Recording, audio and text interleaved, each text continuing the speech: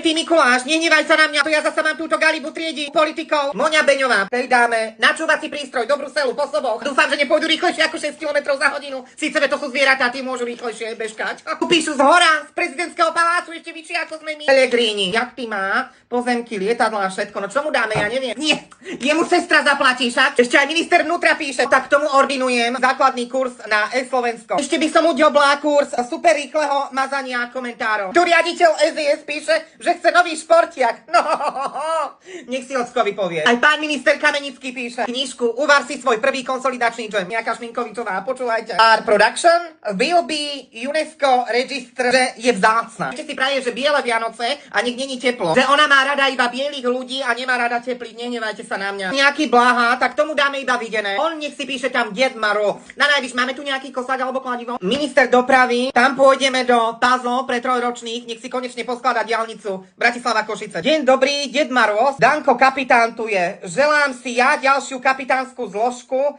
Percentá, ja chcem, aby som ja dostal tam mociku. Boskávam vás všade. Tomuto pošleme stavebnicu aj s takým malým semafórikom. A prvé hláskovanie šlabikár. Malý Erik Kaliňák má také škôlkarské písmo. Chce akýsi minecrafteru. Tomu dáme, to je ešte decko. Pane Bože, Fico. Tomuto nehnevajte sa. Ani slovenské bane nebudú stačiť na to uhlie, čo potrebujeme. No akože som nevidela, dáme, že nevidené.